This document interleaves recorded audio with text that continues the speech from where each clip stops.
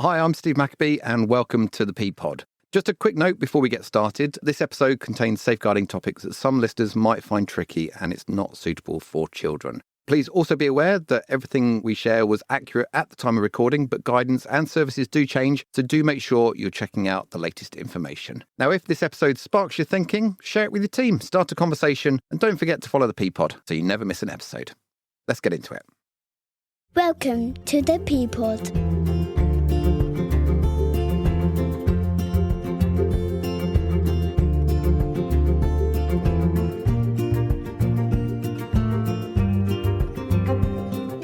Welcome back once again to the P-Pod, the partnership podcast from the Somerset Safeguarding Children Partnership. My name is Steve Maccabee and I'm the training manager for the partnership.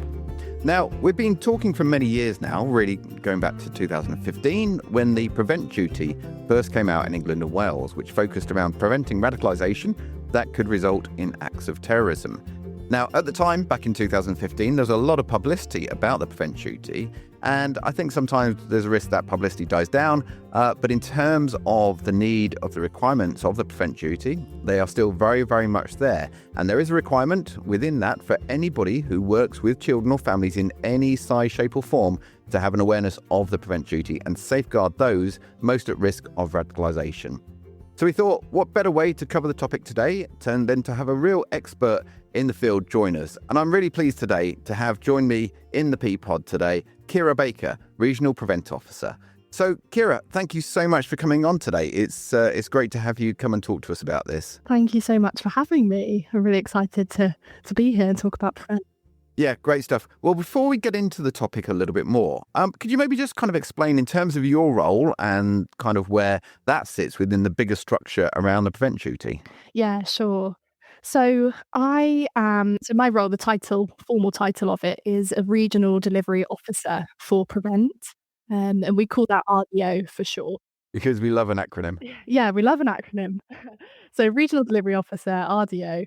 It's a fairly new post, actually. So the Home Office had some changes in their Prevent funding allocations within the last year. And they're now funding these regional posts to support the delivery of Prevent across a particular region. So for me, I'm based in Bristol City Council.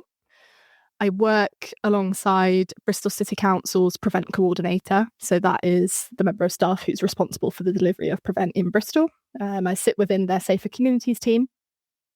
But I also, within my regional post, work across Avon and Somerset policing footprint as an area.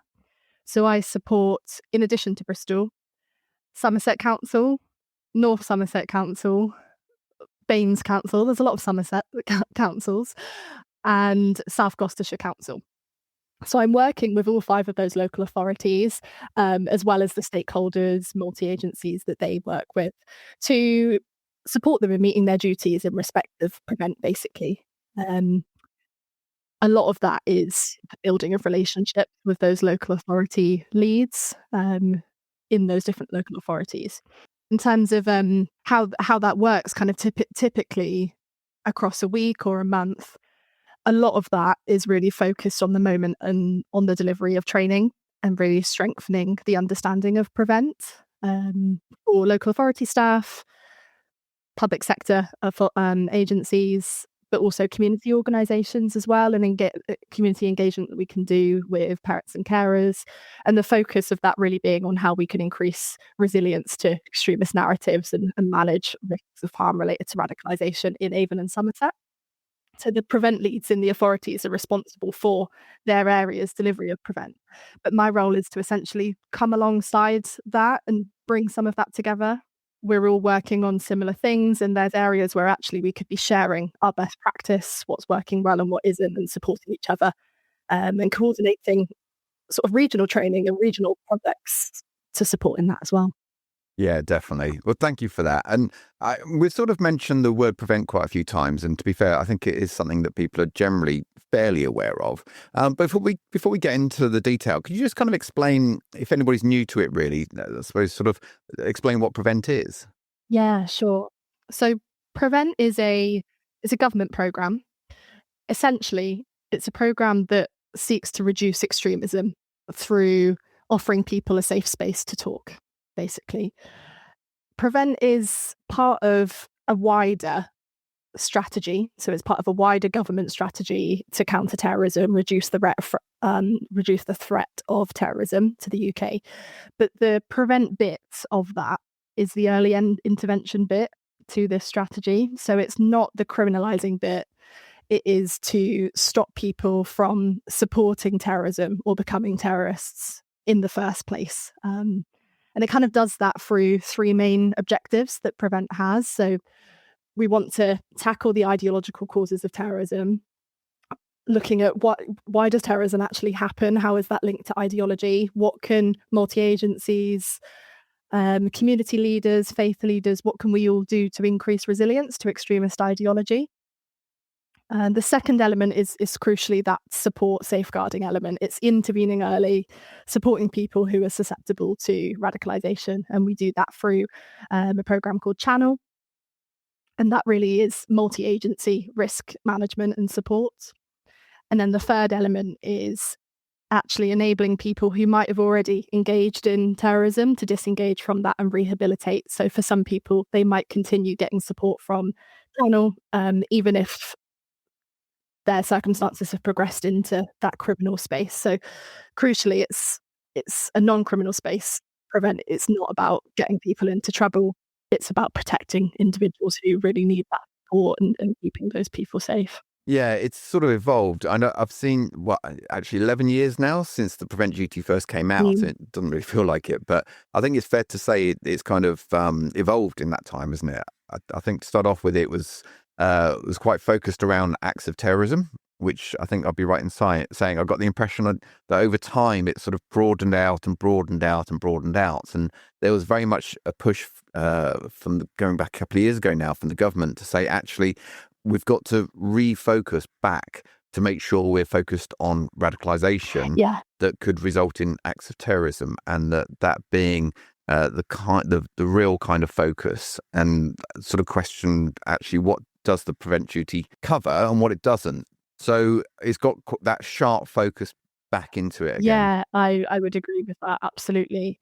I think Prevent has evolved over time, and it's important that it does that because we need to remain alive to the changing threat picture and what we're looking at. That's really important. I would encourage people, actually, it's still hot off the press because it was published last week. We have a key principles of Prevent document.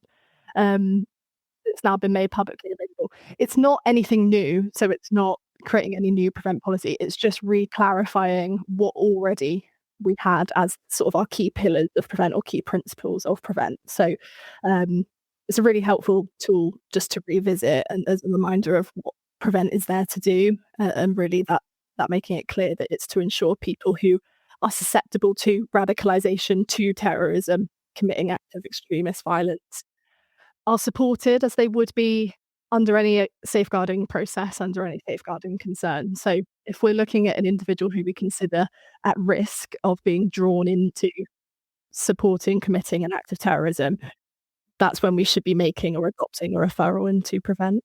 I think that it's really important to stress, isn't it? That because I think sometimes when people hear words like counter-terrorism strategy, when they hear words like Prevent, sometimes I think they kind of imagine, okay, we've got a concern, which would be appropriate for the Prevent duty. I think sometimes there's that image of somebody going along, kicking in a front door, arresting people, dragging them out. But actually, like you say, the Prevent duty is very strongly focused around safeguarding first and foremost, isn't it? That early help, that safeguarding, particularly where, like you just mentioned, there are vulnerabilities where potentially, and actually, how can we support someone around their views? Potentially. And I've got to be honest, I've had limited involvement with the Prevent duty over the years. But there was one young person I worked with where Prevent were involved. And I have to say, they were absolutely amazing. I didn't know quite what to expect. But they were brilliant, absolutely brilliant. I think first and foremost, to listen and to understand, as opposed to say, this is wrong, this is a risk, this is, blah, blah, blah.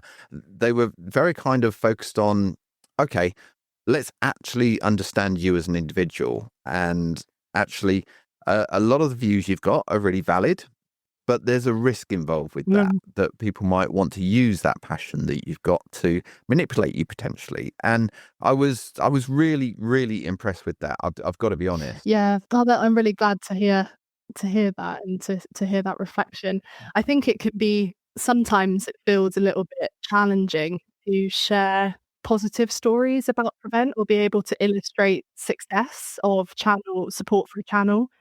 And that is because really these are real people who are being supported in channel and then are leading and carry on with their lives. And so it's hard to sometimes illustrate that. And I think often when we do hear about Prevent or see Prevent reported, it's why it hasn't always been successful, or where it's missed opportunities. And of course, we're never going to get absolutely everything right 100% of the time. And it's really important we learn from those learning reviews in cases where it hasn't gone as well. But I do think there's so much positive work that's going on behind the scenes and supporting people, and it can be difficult to illustrate that because the success is often sometimes just the negative of this something hasn't happened. But it's like you said, success isn't measured by correcting someone's beliefs or even them having kind of in quotation marks approved beliefs. It's actually just about them being able to express and discuss that in a safe way and one that they're not drifting into support for violence, harming themselves or other people, essentially. So we talked about the counter-terrorism strategy and talked about risks of radicalisation and risks of terrorism. Now, I know there's only so much detail you can give around this, but what does the current picture look like, either nationally or regionally, if you're able to? Sure. So I can talk to the national picture, and I suppose how that's reflected in Avon and Somerset as a region. I think the first thing to say is around the national threat level. So this is set by it's called the Joint Terrorism Analysis Centre, and there are 5 levels of threat. First being low, up to critical, and currently we're sitting bang in the middle, so number 3, which is substantial, which means an attack is likely. For context, above substantial, you would have severe, an attack is highly likely, or critical, an attack is highly likely in the near future. So we're not at that critical end, but we are in the middle. This is a substantial threat, so we can't be, resting on our laurels here. We need to be aware of it. And I suppose the global picture plays a big part in that. And I should imagine it's something that's most considered to be reviewed daily, or probably hourly, depending on the global circumstances and responses to that sometimes. Yeah, this is something that's reviewed constantly. It's been substantial for quite a while now. It was set as substantial in February 2022. So we haven't changed since then, but it is something that is reviewed constantly. And this is where kind of we have Prevent, but it's also sitting within this broader counter-terrorism strategy, where we're looking at the pursue space, stopping terrorist attacks from happening. Those kind of the counter-terrorism arrests, the foiling of plots, etc. That also sort of informs that intelligence. In terms of ideology, when we look at terrorist attacks, acts of terrorism, these often have an ideology behind them, or that's driving them. So if we look at Contest, which is the government's counter-terrorism strategy, this larger strategy I've been referencing, what does it tell us about where these ideological threats are coming from? It tells us that the most significant ideological threats that we face in the UK are coming from both Islamist extremism and extreme right-wing ideology. So both of those are the most significant threats that we have. And actually in Avon and Somerset, that is also reflected in our local threat picture. Both of those ideologies are the most significant.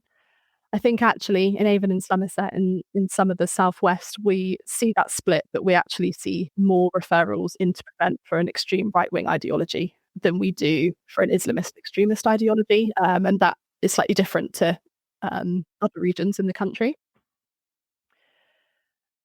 We also have Contest. The counter-terrorism strategy characterises another threat from extreme left-wing anarchist and single-issue ideologies. That's encompassing quite a broad range of of things there that this is significantly lower in threat at the moment compared to the extreme right wing and Islamist extremism. I think most of activity related to single issue, anarchist, or extreme left wing are often targeted at buildings or research institutions, but there have been rare instances where acts of terrorism are targeting people. Do you see things like that? Maybe an individual grievance that somebody might have against an organisation or something like that, and they kind of become quite fixated on that. So there's that individual risk as opposed to that bigger ideology. Yes, absolutely. So we're talking about these key categories of ideologies here, but actually, if we look at how this has developed compared to even a decade ago, we're seeing individuals adhere to specific ideologies in a much less structured and coherent way than they were previously. I think that probably reflects, at least in part, the online space and the amount of material that individuals or small groups can draw from in the online space. So we're now looking at a much wider spread of narratives and beliefs that are used to motivate extremist violence. And that actually can include ideologies or influences that are below that terrorism threshold. So that's an extremist ideology based on hatred, dehumanization, kind of advocating sort of violence, but not necessarily meeting that threshold for terrorism, but can be influencing individuals to cross that threshold and dividing communities. And so, absolutely, across ideologies, we can see these key things crop up, which is often grievance-based narratives, as you just said. I think if we look at how that's reflected in Avon and Somerset over the last year, we've seen community tensions and grievance narratives, particularly around anti-immigration within the region. And what I'm not saying there is that an individual expressing concerns about immigration policy, or who has concerns about immigration and culture generally, we're not saying that is crossing the threshold into terrorism. What we're saying is that extremist actors or groups can take those grievances and really manipulate them and use them to kind of twist and turn, and often that's used in framing of an outgroup who is to blame or who we're kind of facing an existential threat from. And what we're concerned in is where individuals susceptible to extremist influence could be consuming content or discussing these ideas in a way that is supporting or advocating for violence.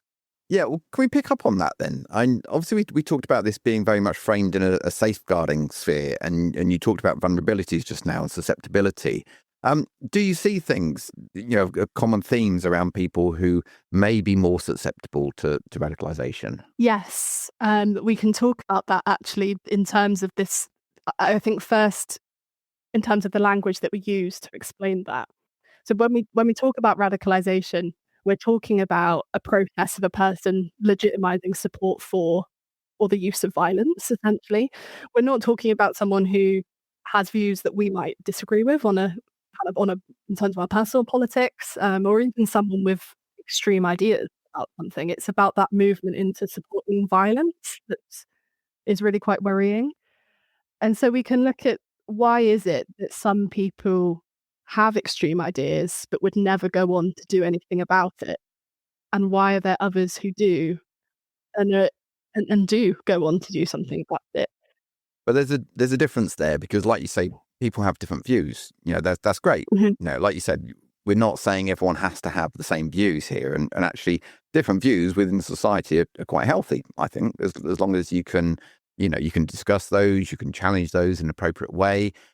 But like you say, it's when that tips into actually there's potential risk to other people, Yeah. I guess, because of those sorts of views that you have. Again, that's where we get into those acts of terrorism. Is there any kind of research around this about why is it that some people can have views that other people might not agree with, and it doesn't go any further than that, but others may start sort of, say, breaching that boundary really and start getting into that risk area? So when we talk about susceptibility to radicalisation, what makes someone susceptible? I think sometimes there's perhaps a misconception that someone who is susceptible is always going to be somebody who is vulnerable or has a complex need or some form of vulnerability. And this actually isn't the case. So when we talk about susceptibility and vulnerability to radicalisation, we're talking about two different things that might interact and are linked, but are not the same. If I were to ask you, for example, Steve, if you could think of a time in your life where you became really passionate about something, like it could be a cause or a group or activity, um, and how that made you feel to kind of support that or be part of that. Yeah. Yeah. And like you say, there are things you can be passionate about. Yeah, absolutely. I quite often, I think one of the things that gets me really, really passionate is when you see injustice. And I think that's something that really fires me up, and I get really passionate about it. And that's quite healthy. But it's Yeah. then what you do with that, isn't it? And actually, you can challenge things in a healthy way. You can challenge things in an appropriate way. And even though you might not always get your way or might not get that message across, actually, I think there's something quite healthy about being passionate about something. But Yeah. then when that tips into something else. Mm. So, often when we ask that question, we'll get kind of responses around, being part of this or supporting this cause feels really exciting, or it feels important, or we feel that we are part of something or a group, or we have that sense of belonging. And it's those kind of emotions and feelings that are driving that radicalization process as well. So we use when I do a lot of prevent awareness training with different practitioners, we use this graph, which I find really helpful, where it maps out how an extremist ideology can feed into our basic human needs. So if we look at our epistemic needs, making sense of the world around us, existential needs, feeling meaning and purpose in our life, and our social needs to feel connected to other people and that we belong, sort of maps out how different elements of a extremist ideology or network or group can take these and manipulate them. And so if we look at grievance narratives, feeling aggrieved about a particular perceived injustice or lived experience, often extremist ideologies will also use conspiracy theories as gateways to radicalized thinking. So taking a grievance and offering a really simplified explanation as to why that is the case, or why the world is the way that it is. And that feeds into our epistemic needs, because it's offering us an explanation as to why we have had this lived experience, or why the world is as we perceive it to be around us. And then going and doing something about that. So taking action against that perceived injustice, that could look like attending a rally, becoming a member of a group, researching that material yourself online and doing a lot of reading or talking to other people about it. Um, you don't just know something is the way it is, you don't just have that explanation for the world, but actually you're going and doing something about it too. So that's then feeding into your existential needs. And then finally, our social needs. This us versus them mentality in a lot of extremist ideologies is really, really key. Um, Creating a sense of belonging that's feeding into our social needs, that we all agree on this shared idea or sort of shared utopian goal. So we can look at who's included in that shared goal, who's excluded, who's being represented or is going to benefit, and that's really important. And we can look at the psychological impact of that over time. Creates a heightened sense of threat from this them group or this out group, a hatred or dehumanization of those that they perceive to be the enemy, and also a community, online or offline, that is sort of acting as an echo chamber, really validating and normalizing those extreme beliefs. And that all feeds into, over time, and it often is over a period of rumination, an increased acceptance, justification for taking violent action. So when we talk about someone who is susceptible to radicalization, we're looking at things like that. This sense of longing for purpose or meaning, perhaps somebody who hasn't had that for some time. Someone who might be looking for solutions or explanations in their life, but crucially, not really questioning ideas or testing their validity wherever they come from, sort of accepting them at face value.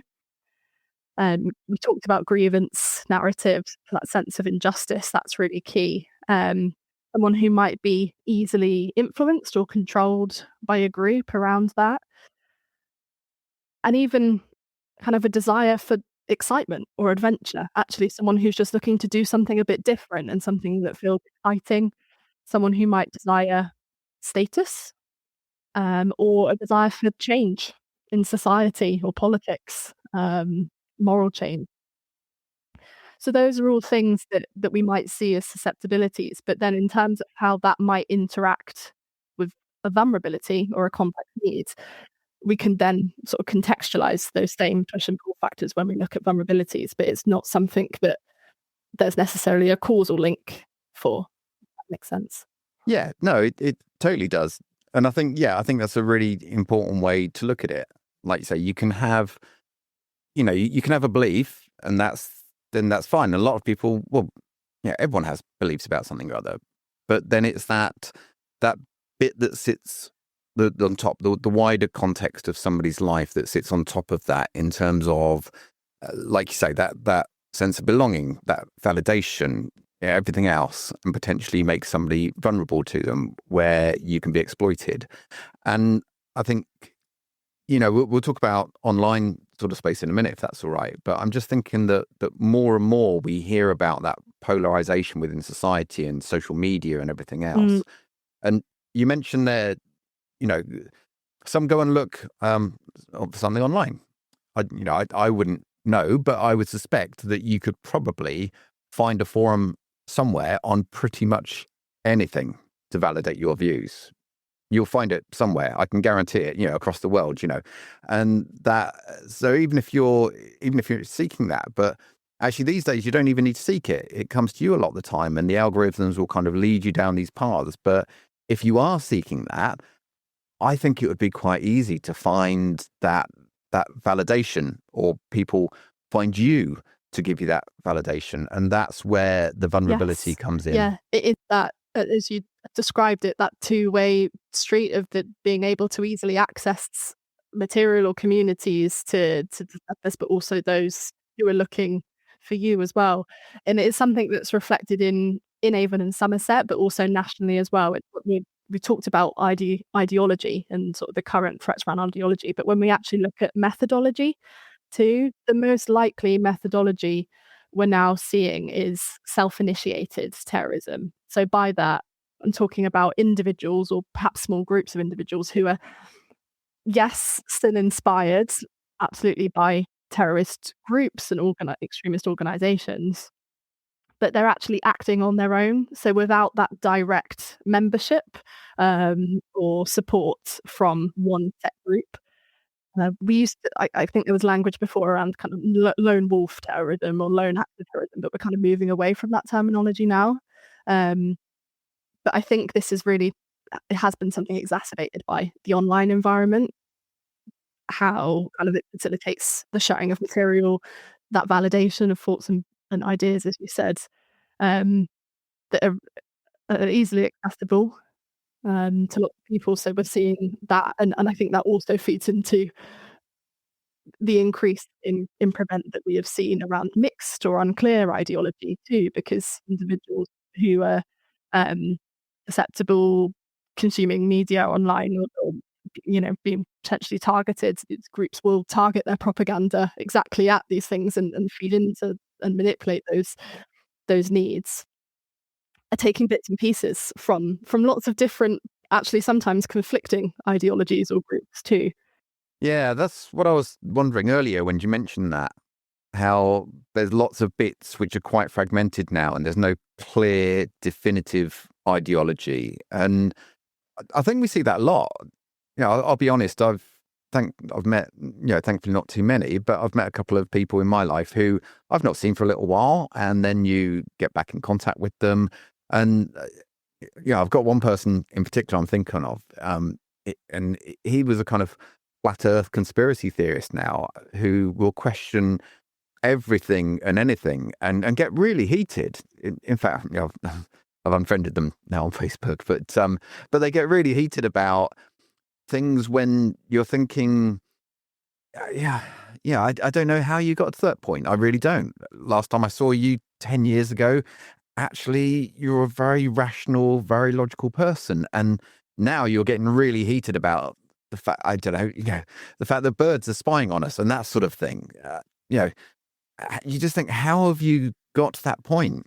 But I think it is that sort of constant drip feeding, but also that when you start, we all know with algorithms, when you start clicking on something, next thing you know, you start getting another video suggesting that to you on YouTube or TikTok or whatever, and it starts coming in more and more and more, and it just takes people off and talk about going down that rabbit hole with these things, don't they? And I just think it's so easy to happen these days. Yeah, absolutely. The role of algorithms I think, is really significant to this space. And as you said, it's sort of can nudge people from a position of perhaps curiosity on a topic to one of grievance. And it is that over time, the incremental escalation in content too. So algorithms that are recommending more and more extreme or radical content, and it's introducing individuals to this content, and also I think increasing sympathy to kind of a violent extreme ideas. I mean, it's something that I'm always really cautious about because everyone's an individual and present in different ways. But are there any sort of common signs or indicators for people to be aware of? I mean, I'm always cautious because, you saw it, for example, when concerns around exploitation first came out, and it's almost like a tick list of, have they got new trainers? And people think, oh my God, and, they're completely valid reasons that their parents have bought them some trainers. So I'm always really keen to avoid that. But are there any kind of sorts of things that people should look out for, or parents, for professionals, or anything at all, really? Yeah, there absolutely are, and I can run through some potential signs and indicators. But you've kind of taken the words out of my mouth. I always would caveat that and say this is not a tick box exercise at all. It is going to really depend on the individual, and it's the same as radicalisation process. There is no one formula to how this works. It's really dependent on the individual circumstances. But context is so important. We can talk about, for example, someone who's adopting types of icons or symbolism belonging to extremist groups or have that meaning. But an icon or a symbol just in isolation doesn't necessarily indicate that person's being radicalized. We could think about it, in a classroom, how many times have students drawn offensive imagery on their school books, and whilst that is a conversation that needs to be had, it's not necessarily okay, this person needs to be referred to prevent because I've seen this in isolation. So it is all about that context. In terms of some behaviors, or kind of appearance changes that we might look for, we can look at public displays of hate and division. So not just someone that has strong opinions about something, as we've been saying, but actually what is the content of what they're saying, and also where is the source of that information.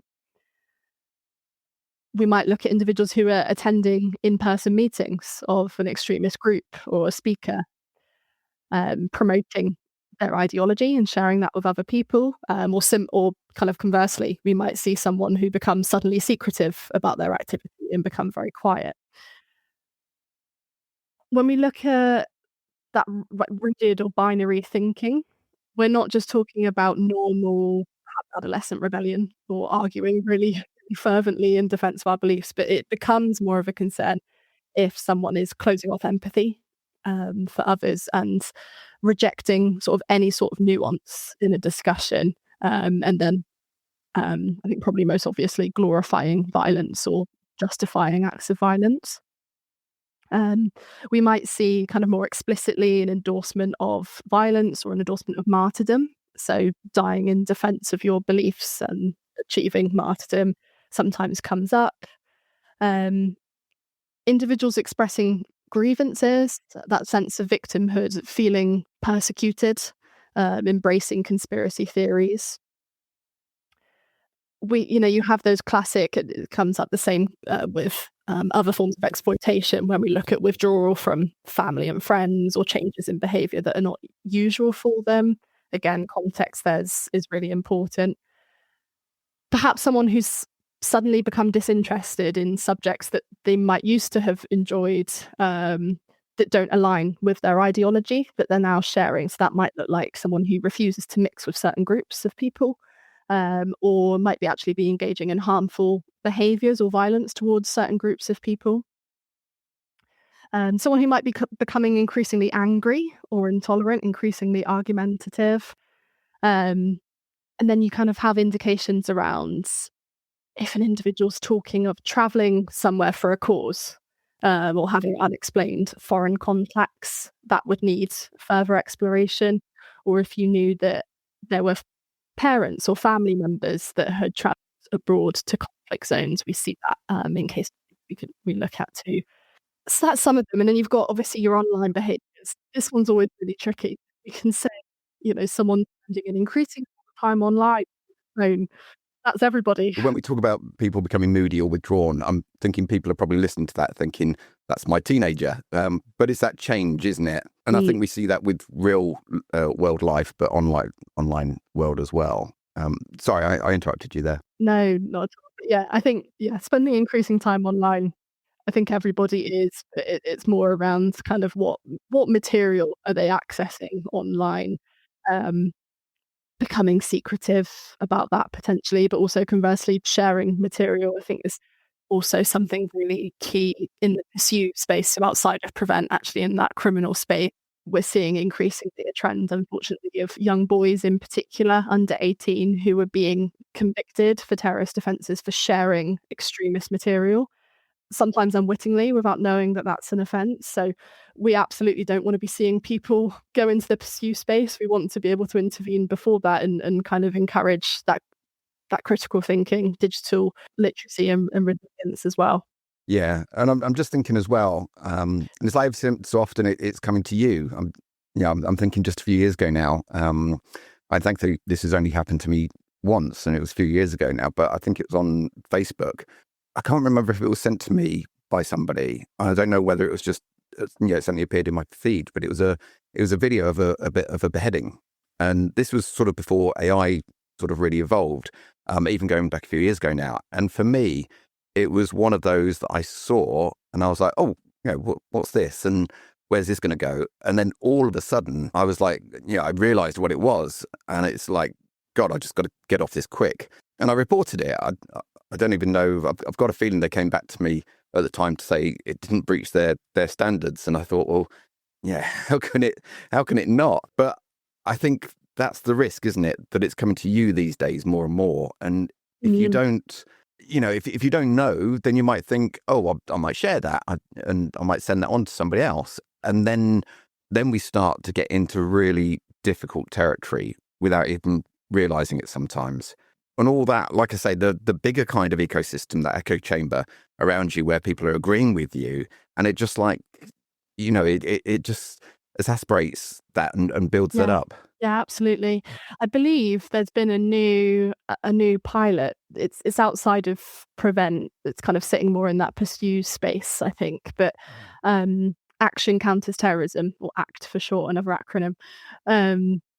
They have just published, I think, a new pilot called "What You Share Leaves a Trace," and it's to help educate young people around potential consequences of sharing this kind of material online. I think they're aiming that to 13 to 17-year-olds in response to the increasing numbers of teenage boys in particular who are being arrested and convicted for these terrorist offences.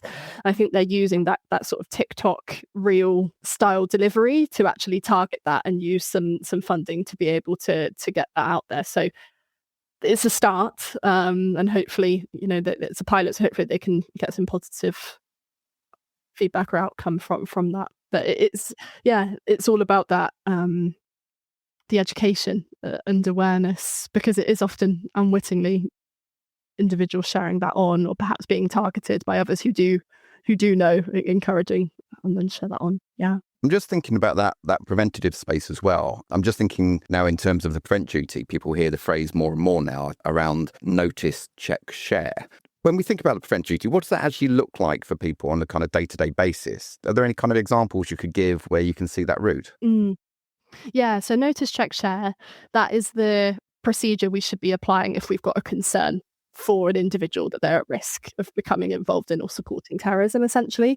It's there to support people to, I guess, check their concerns before submitting a referral to prevent, because what we don't want is to be putting in referrals for people that are misinformed or misguided. We want referrals to be fair and proportionate. So we've got this procedure. Notice is quite straightforward. It's all about what are you noticing? What are you picking out about in terms of behaviours that cause you concern? So looking at, what have you actually noticed? Who was involved? Is this something new or out of the ordinary for this person? Or is this kind of suggesting a different pattern of behaviour? Asking yourself, is this person susceptible to radicalisation? And also considering any vulnerabilities present as well, sort of bearing in mind what I was saying earlier, that not all susceptible individuals are going to be a vulnerable person necessarily. And thinking about, is this something that can be dealt with in-house? Is this a safeguarding concern we can manage? Or actually, do we need to check this wider? So then you've got the check element, and this is a really important part. It's about getting that bigger picture. I think unconscious bias is really important as part of that check. I think in all kind of forms of safeguarding, we always hear this idea, or we get the sense that something just doesn't feel right, or we've got a gut feeling that something isn't right. And that's really important, and we need to listen to that. But I think we also need to be aware of what we don't know, what we're unsure of, or where we might have a misunderstanding of what we've noticed, and need to put that into some more context.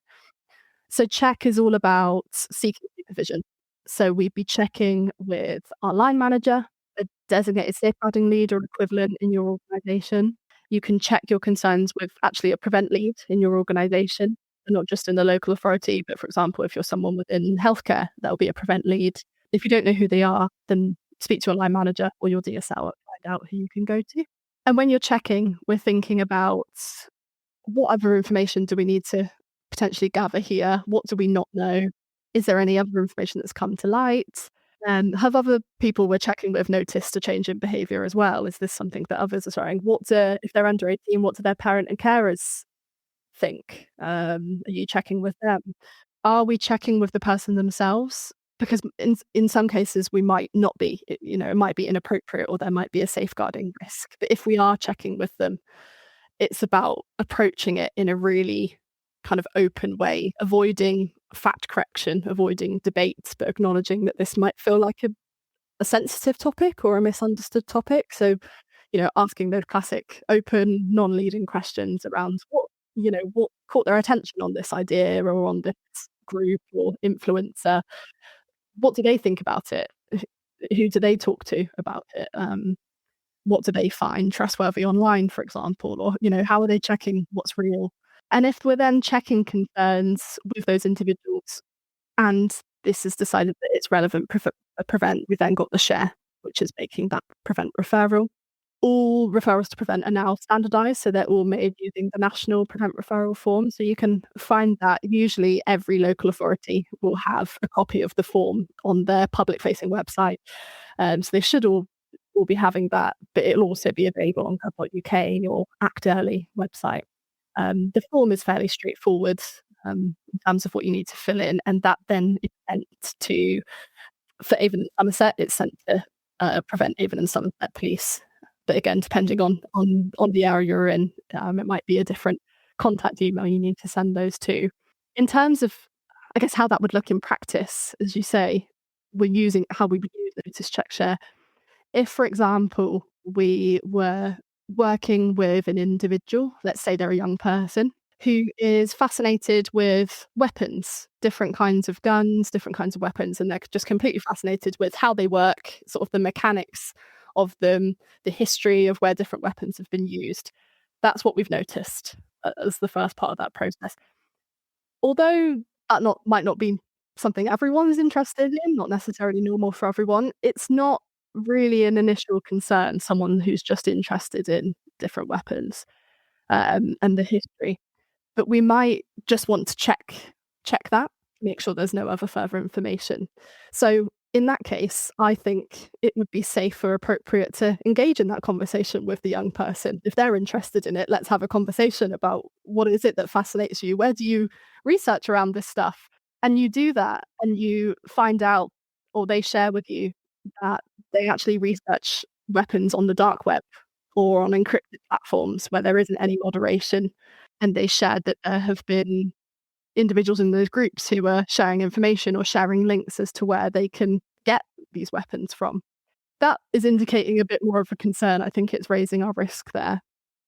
We might be checking with a parent or carer in that situation, and they have then shared with us that they are actually worried about their child. They've become increasingly secretive. They spend increasing amount of time in their room on their computer, and they don't know how to manage that. We might be checking with the school, and school have shared that there's been a change of behaviour over the last few months. They're becoming increasingly argumentative, increasingly hostile towards a particular outgroup, and that's been observed by several members of staff in the school. You then might have, for example, that there's potential kind of undiagnosed neurodiversity there, which is indicating a potential vulnerability. So you can see how just from doing the check, from the notice, we've then changed the risk at this point. And I think at this point, after discussing with your line manager or a colleague, and it would be probably with a line DSL, they would then be speaking to Counter-Terrorism police and doing a referral into preventing using the local website and getting contact information. Thank you. Yeah, that's really helpful to kind of talk through that in that kind of practical sense, I think. I'm just thinking, in terms of those conversations that you might have, or if you're seeing something you think, okay, it doesn't, from what we talked about, it doesn't meet the criteria for prevent, but there are susceptibilities there. Is there anything you find that helps for sort of tackling that, either around risk of online radicalisation or in-person radicalisation? Is there anything that helps with having those conversations, or anything that's useful or not useful? I think that if you're approaching it with an individual, or perhaps with a young person in that example that we were looking at, it is around that open, non-leading question, sort of inviting reflection. So avoiding kind of, do you support this group, or do you think this or argue this, is that right? Trying to approach it in a more open way. So like, what kind of things have you been hearing about or speaking about online? What is it about that content or about this person that makes these messages stand out to you? So not just where ideas have come from, but how does that make the person feel? What do they think about them? Who do they talk to about them? I think in terms of online risk in particular, and sort of managing online safety and managing that online radicalisation risk, I think for our young people in particular, their online interactions are just as important as their in real life interactions. So engage with young people about what they're consuming, ask them questions, find out who their favourite streamer is to watch, or their favourite channel is, what makes it so enjoyable to them, rather than kind of closing down that conversation initially. Obviously, there's important things that parents and carers can do around privacy settings and adding particular content blocks, etc. But doing that without any context, we're not having that open dialogue and discussion. We want to create an environment where our young people feel that they can share with us what they're looking at online, what they're consuming, what they enjoy, so that if they then come across material that isn't safe or is more concerning, that they'd be able to share that, or would have a safe person to share that with. Definitely. And then we can make informed decisions about these things. And I always say, I think that's the goal. I think we need to get to as a society is actually where, definitely. And then we can make those informed decisions about these things. I always say, I think that's the goal. I think we need to get to as a society is actually where children, young people, sadly, kind of acknowledging that they will be exposed to some sort of harmful content online, and whatever sort of direction that goes in. But actually, if we can work with them to get to the point where they can make informed decisions, actually, I know it's there and I don't want to look at it. I'm not interested in it. I'm going to go and talk to an adult about it, or I'm going to go and report it to social media platforms like that. For me, I think that's got to be the key these days, that actually they can make those informed decisions about these things, because it is there.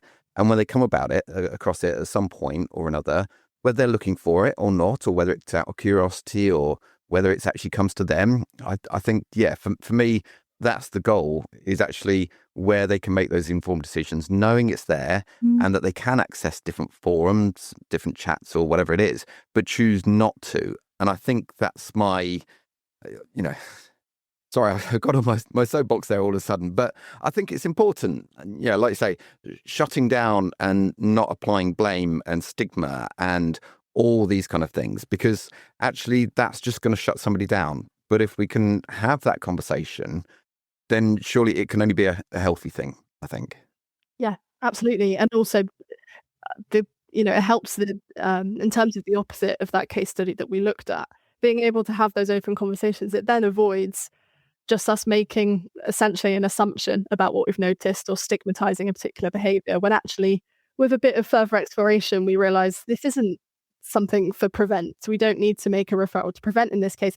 Yes, it might be that there's another safeguarding concern, or particularly, it might need just a discussion with a parent or carer, or with the school, to make sure that they keep, have their eye on this, or just make sure that they're okay. And we can make those other safeguarding referrals. Sorry, there's just something that popped into my head just then that I've got to share with you. There was a young person that I was working with in Bristol many years ago, and he had autism. And the first time I ever met him, and we were driving along, just getting to know each other, just chatting and just driving. And I'll never forget, I was driving along, and all of a sudden, out the blue, he just said, "Hitler was a great man, wasn't he?" And I was driving along. I was like, okay, what makes you say that? And he said, well, he put his mind to something and he achieved it. And look what he achieved. And I was like, right, okay. I was like, well, that doesn't necessarily make him a great person. And he said, yeah, no, I know that, but he put his mind to something, and he had a vision, and look what he achieved from that. And I was like, yeah, but, there's a slight issue of, mass genocide to go along with that as well. But okay, but yeah, we did sort of talk it through. And that was, he got a very fixed view of Hitler as being somebody who had a great vision and went from being an individual person to somebody who led a whole country and actually taken over half the world. And he was like, how amazing is that for someone to be able to do that? And he could see that aspect of it, but he couldn't see the bigger picture around it. Does that make him a risk? No. Did it make him dangerous? No, absolutely not. But because of his autism, that's the view that he developed. And like I say, being able to talk that through and talk to him about it, okay, well, yes, okay, he achieved what he set out to achieve to some degree or another. But there are these other things that you need to think about, that bigger context around this person. And, it was a really interesting conversation in the end, but I'll never forget that moment, literally 10 minutes into meeting him, driving along the car, and, Hitler's a great man, isn't he? So, you could potentially jump to some, the serious conclusions really quickly for that, and go, oh my God, he wants to kill people and all sorts of things, which actually wasn't his intention at all. He was just expressing, a kind of view around that he got there, which he didn't fully understand, that bigger picture. Anyway, sorry, I just had to share that with you because it was popping into my head as you were talking through that.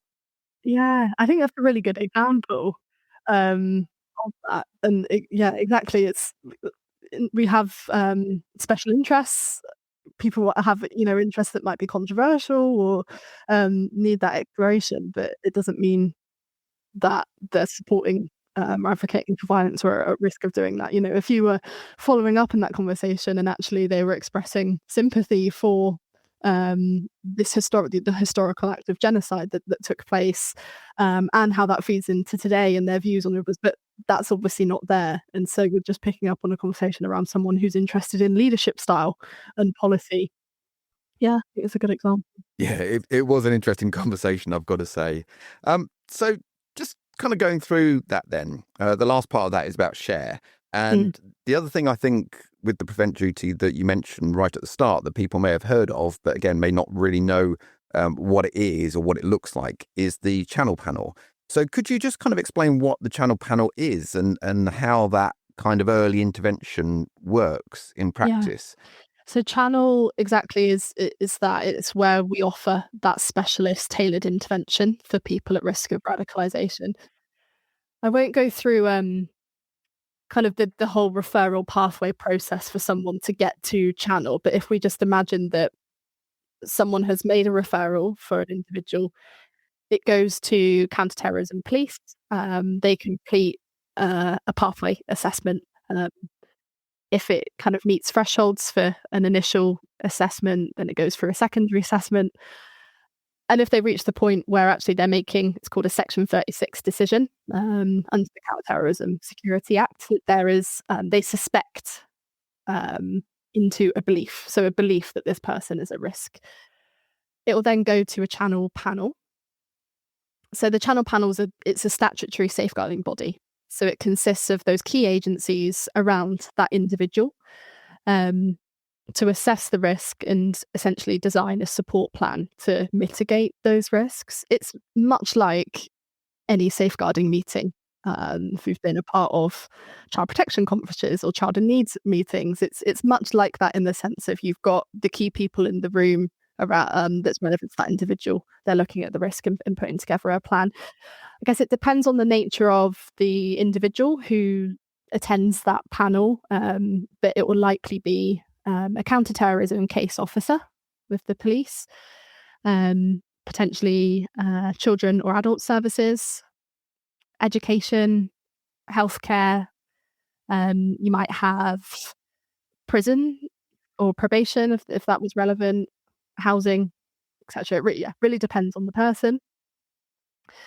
They will then look at the referral and make a decision as to whether that individual should be accepted onto channel for support. So again, it needs to meet that threshold. Nothing else happens after that unless the person themselves, or if they're under 18, their parent or carer consents to receiving support from channel. So I think sometimes that's something that people don't know when I'm delivering training, that actually the support from channel, that bit isn't mandatory, it's optional. And they won't get into trouble if they don't consent and they refuse that support. The only time where it could progress to another space is if they don't consent and actually the risk for that individual themselves is too high, and it might be held outside of channel in the police-led space. But at that point, it's coming out of that pre-criminal space, right? There are obviously times where people don't consent, but I think a lot of the time they actually do, because you've got a room of people offering support with areas that would benefit them, and who are wanting to help. And I can see that sort of being potentially counterintuitive, maybe in some people's minds thinking, hang on, there's someone who's at risk of being radicalized or is becoming radicalized. And actually, we're asking them if they want support. So they're probably going to say no. But actually, I think that's quite a cornerstone of this, isn't it? Of actually, it's not about us as professionals enforcing views on somebody, enforcing our views. You're thinking this, actually, we think you should think this instead. It's not about that at all, because we know that if you adopt that kind of approach, you just end up with more polarization. You just end up with more kind of reinforcing their views, don't you? Yeah. So although it seems to some people being counterintuitive, asking people's consent to engage with something, actually, I think it's so key, because unless you work on that basis, immediately you're kind of into conflict's too strong a word, but a situation where you are looking to enforce something on somebody, and that just doesn't work. Yeah, absolutely. And I think there's lots of creative ways which I've observed or have heard of in terms of how people working around that person have explained channel and the support available, and have sort of gained that informed consent, so that the person's aware of what is the purpose of this, what can I get out of it, and actually to support rather than to stigmatize, criminalize. In terms of what support actually looks like in channel, I guess to answer the question, one of the things within channel that I guess is different to other kind of multi-agency at safeguarding plans is this option to have, they call them an intervention provider. It's basically a government word for a mentor. So you have intervention providers or practical mentors. These are typically people from backgrounds like teaching, youth workers, social workers. You get kind of psychology professionals or theology professionals, and actually people who work in academia who specialize in a really particular niche topic. And they're trained to have open, honest, constructive conversations with that individual, not lectures, not thought policing, not correcting their views, but actually providing a safe space to talk through their ideas, establishing that rapport and building credibility with that individual in the first instance, and then looking with them in depth at sort of the details of their beliefs and perhaps offering a slightly more nuanced perspective or kind of testing other ideas or validity. And obviously, we recognise we live in a world where there's increasingly polarised views on everything. And so, as you said, this isn't about shutting down opinions, it's about helping people explore their views in a safe way. And the point of that, and I guess the success from that, how we would measure it, is that person's not drifting into support for violence. And I guess alongside support from a mentor, you would then have other support that depends on the individual. It might include kind of mental health input, SEND assessments or support we see, substance misuse support, family intervention, so actually supporting the family and increasing their resilience to support and safeguard their young person. It can include lots of things. Really depends on the individual, but it is always holistic. We've got multi-agency partners around the table, so they're all coming at it as experts in their own field, not as counter-terrorism experts. But going back to your earlier point when we talked about susceptibility, and if we just address the one belief without looking at that more holistic view of the individual's need in terms of that sense of belonging or whatever it is, actually we're not going to get anywhere, I don't think, because again, it's just addressing one tiny part of what is a much bigger picture for them.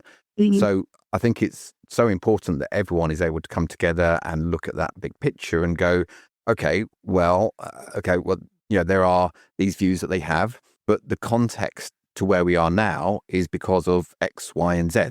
So we need to look at it, I don't know, drug and alcohol use or mental health needs or whatever it is. And that sense of belonging potentially, because without that, you're just going to probably end up somebody going back to those views over a period of time, I'd suspect. Yes. Yeah, absolutely. It's essential. And I guess that's how we would measure the success, what the success looked like. It's not in having better views or proved views. It's about reducing vulnerability to radicalisation and all of those things which you've just said. I think it's Channel as a support programme includes all of that, and we need to consider all of the contextual factors. But I think also sometimes there is then the misconception, or where we might see some guided referrals into Prevent, where someone desperately needs support with mental health or with a SEND assessment, and that they're going to Prevent for that. But crucially, if there isn't that ideology, or it could be multiple ideologies, it doesn't need to be one clear ideology, or kind of support with justification for violence, if there's not that radicalisation risk with vulnerability concerns, etc., then unfortunately Channel isn't going to be the right place for that person. But yeah, absolutely, all of these factors are really key to the support. I'm just thinking, you mentioned at the start your role is about supporting agencies and about helping to educate around this. Are there any key messages you'd want to get out there, or any, I don't know, myths you'd like to bust about Prevent duty or anything like that? I think for kind of frontline professionals, I think the key one, just to reiterate, is that Prevent is part of safeguarding. Sometimes I hear, from what I hear, safeguarding feels like it's in one bubble, and then you have Prevent in this other bubble that's like a bit scary and is a flashing bubble. But Prevent is woven into safeguarding duties that we do every single day. But also, as reassurance, there is support out there. There's people that you can talk to, whether it's your line manager, DSL prevent lead, counter-terrorism police offer that consultation to talk and discuss concerns before you might put in a referral to prevent. So there's no expectation to be an expert in an ideology, an expert in all faiths, for example, but to be aware of what prevent is and your safeguarding duties under the prevent duty. And I think as a key message for anyone listening, not just professionals, but young people, parents, carers. Again, it's just to reiterate that prevent isn't a sanction or a punishment for wrongdoing. It's a supportive safeguarding response. So if you're referred to prevent or you're supported in channel, it's not going to give you a criminal record. You don't have to declare receiving support by prevent when you apply for a job or further education. As I said, channel is not mandatory, so you consent to that support. And really, we're not in, prevent, as we've said as well, we're not interested in limiting freedom of speech or thought policing. Free speech is incredibly important. We need to protect that. What we are interested in is hate speech and where that incites or encourages violence, and in particular, who are susceptible individuals that are influenced by that messaging. I think that's what I'd really just like to get out there. Yeah. Perfect. Thank you. And just to kind of round off a bit on a bit of positivity, because we do tend to look at when things go wrong rather than when things go right. But I always think there's always a lot to learn from when things do go right as well. I mean, obviously we're going to have to be mindful about confidentiality here, but have you got any kind of good case study examples where actually that intervention, that support has been really successful? Yeah. So there are some case studies which I can share. They're not necessarily Avon and Somerset case study, because obviously we have confidentiality, we need to protect that. But with the key principles of prevent publication that was released last week, we also had, as part of the key principles, some examples of case studies to illustrate good referrals into prevent and ones where it wasn't relevant. And we also have case studies on what channel support was provided. So I've got two here which I can share. So one of them's for a young person. They were aged 17 when they were referred to prevent, and it was following concerns about a sudden change in their behaviour. They were withdrawing from family and friendship groups. They were previously really high performers academically, but they were dipping in their academic performance. They'd also converted to Islam in secret from their family. And multiple sources described this young person as being quite easily led and not very streetwise. So to be clear, converting to Islam is not a concern in itself. If someone converts to a new religion, this doesn't make someone relevant to prevent. But the family, when we're using this notice, check, share, and the professionals are checking concerns, the family are concerned about this young person's use of the internet to only engage with their new faith online. So they're quite guarded about their internet use. They refuse to engage with local Muslim communities, and they choose instead to travel around the UK, and they're meeting unknown people. They've also began expressing the belief that the Manchester arena bombing was justified in the context of the wider persecution of Muslims around the world. And a family member had shared that they had heard this young person talking to someone online and asking them if they belong to ISIS. So this is an example of a well-informed referral to prevent.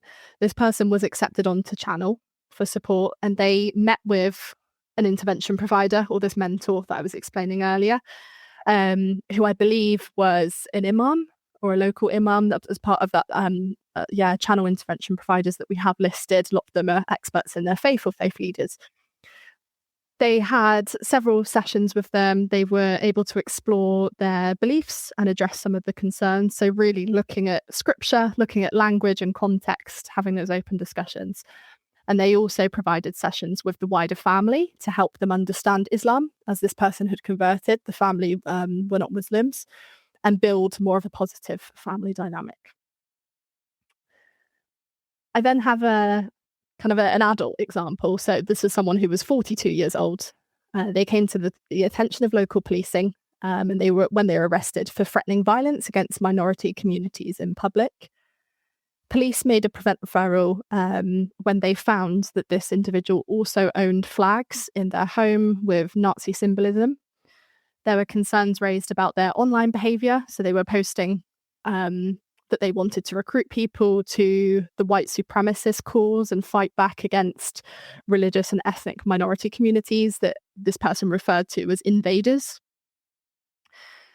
This individual was accepted onto Channel for support, and they had sessions with an intervention provider to help them explore other ideas, express their political views and concerns in a productive, non-violent way. And they also received support with anger management. So I think they were given that provision through one-to-one counselling. And the Channel panel, it says, also helps strengthen factors to protect them from being drawn into terrorism, such as building closer relationships with supportive family members. Kind of, quite similar examples of the support provided there, but as you can see, different ideology, different circumstances with age and kind of situation. Yeah, you've got those kind of potential indicators in both of those, but then it's that expanding out, and actually there's a bigger picture from that. So, you see the online use and converting to Islam. Okay, that's fine. But then it's okay, let's explore that a little bit more. Okay, hang on. Then there's that bigger picture, those bigger indicators, and you're building up that bigger picture. And like you're saying, then the interventions there, which is not about being judgmental, it's not about criticizing, it's not about punishing, it's about safeguarding and protecting both that individual and obviously potentially other people, if we're talking about acts of terrorism there. So yeah, no, thank you for sharing those. That was really good to hear them. I know I say quite often we focus on things when things don't go right. And it is difficult, like say at the start, to evidence something that hasn't happened. But I think it's important for people to understand that actually it can have some really good outcomes. And like I said earlier, my one experience of working with the prevent duty worker was absolutely brilliant. He blew me away. He was absolutely amazing. And actually, he was the one in the room when there was lots of professionals expressing lots of concerns. He was the one that said, well, hang on, we've been quite judgmental here. These are actually really good views that he's got. What he's passionate about is great. He's really passionate about these things. He's really passionate. Well, he was really passionate about animal rights, for example. And then that's fantastic. Somebody cares so much about animals that they're so passionate about that. And it's really judgmental if you say we're being really concerned about that. But what we do need to be aware of is how vulnerable that makes him to other people wanting to use that passion that he's got. And that's very much the approach that he took. And yeah, I was very, very impressed. I've got to be honest. Yeah, no, it's really great to hear.